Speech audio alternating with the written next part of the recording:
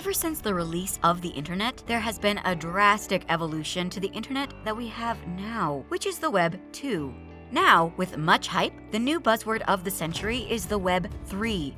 Today, some technologies have included NFTs in their vision for a third internet age, Web 3. It's a hopeful moniker, a name it and claim it theology for the brave new world of crypto-driven applications, the securitized internet.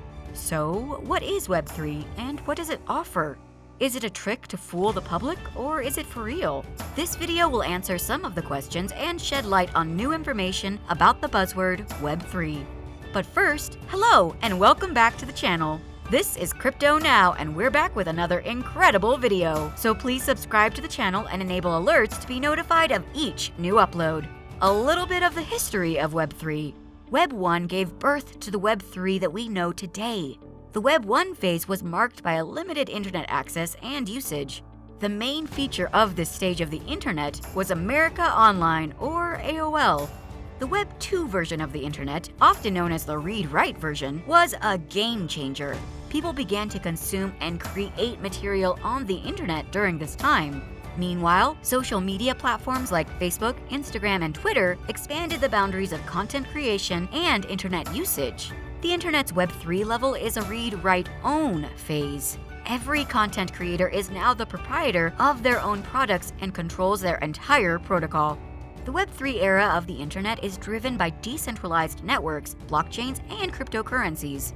One of Ethereum's co-founders, Gavin Wood, invented the term Web 3 and continues to lead the Web 3 Foundation. Now, let's address what Web 3 is.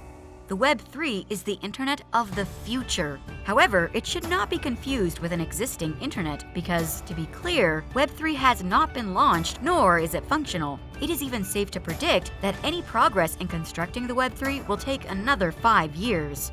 Furthermore, Web 3 already has applications and websites that are dedicated to it. So how can we characterize something that has attracted the interest of people like Elon Musk, Mark Zuckerberg, Microsoft, and others, even though it has yet to be built and is still an idea? The roots of Web 3 can be traced back to the Web 2 distribution issue. The Web 3 was born because of the power of large corporations and the internet's rights policy. The Web 3 proposes decentralizing the internet and breaking the monopoly of large technology companies. It means that every stakeholder and everyone who uses the internet will be granted authority. Because it promises decentralization, the concept of Web 3 has gotten a lot of attention. Therefore, the concept of decentralization is often used alongside Web 3. So, how does Web 3 work?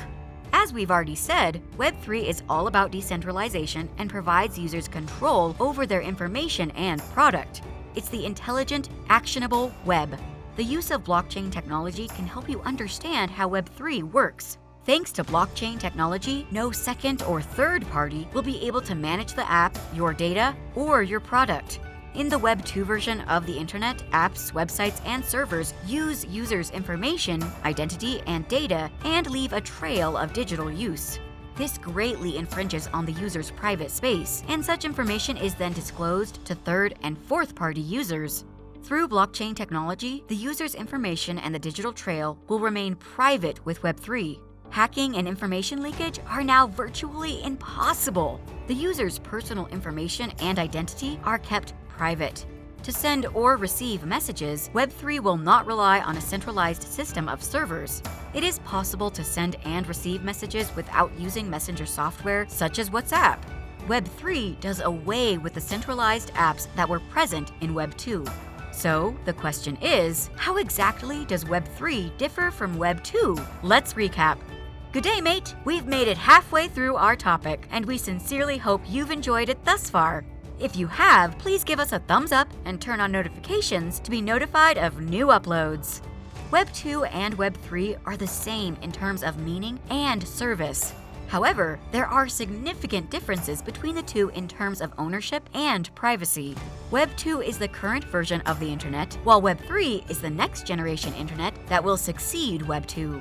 Web 2 is based on a centralized mechanism philosophy, whereas Web 3 is based on a decentralized mechanism philosophy. Your digital trail is monitored on the Web 2 internet, and your personal data is shared. Your personal data and information are protected on the Web3 internet via a blockchain-based architecture. You own your information and whatever you post on the internet. In order to send and receive messages in Web3, centralized systems necessitate the use of second or third-party servers.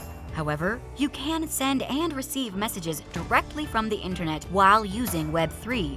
As a result, you will not need the help of third-party servers to send or receive data. The read and write phase of the internet is represented by the Web2 version, whereas the read, write, and own is represented by the Web3 version. Web2 apps are prone to failure, but Web3 applications are not. They can't be hacked or broken because blockchain technology protects them. Payment services in Web2 need the individual's details and do not allow certain payments. However, on the Web3 internet, payments are made without giving personal data and all payment services are allowed. So guys, we live in the era of technology and Web3 is also a part of it. The benefits of Web3 are very clear and direct.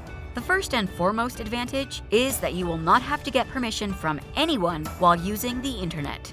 Second, internet accessibility is free, which means you have unlimited access to the internet. Third, Web3 makes it easier to share messages and information.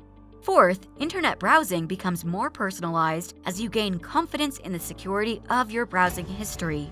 Finally, everyone who uses the internet becomes an owner and a stakeholder thanks to Web3. There are also some Web3 web pages and Web3 apps on Web3. You might be surprised to learn that Web3 sites and Web3 apps can function even if Web3 isn't installed. This is because Web3 sites are search engine friendly. Decentralized apps, or dApps, are the name for Web3 apps. Dated, achievable, personal, positive, and specific goals are what dApps stands for. According to a report conducted by Blockchain Examiner, the dApps market will rise by roughly $21,070 million by 2025. There are currently around 1,000 dApps in use or in the early phases of development. The Web3 is becoming a reality thanks to the rising market and development of dApps. There are rumors that dApps would eventually replace centralized apps, but this is unlikely because doing so would entail a significant change. As a result, the future of dApps is solely a matter of speculation. The Web3 apps are used for various digital transactions, hence there are different apps for different transactions. For example, there are various applications for wallets, art marketplaces, music, lending and borrowing, pooling and investment, token exchanges, browsers, etc. Some Web3 examples for applications are Apple Siri and Wolfram Alpha. Web3 browsers are simply browsers that allow you to use the Web3 feature to browse the internet. When you use the Web3 browser, it will automatically connect you to other decentralized applications. You may also use your browser to connect to decentralized apps by scanning their QR codes. For example, connecting to the Ethereum wallet and other Ethereum networks can be easily done through the use of the Web3 browser. There is a foreseeable future of the Web3. The future of Web3 has already been promoted and discussed extensively. This is due to the high level of interest in web development among large technological businesses. For example, Mark Zuckerberg's recent decision to rebrand Facebook to Metaverse is itself a step toward the virtual world and Web3 creation. Companies like Microsoft and personalities like Elon Musk have invested a lot in developing the Web3 universe. The amount of investment and interest is expected to increase in the future, with smaller businesses joining the ranks of digital behemoths.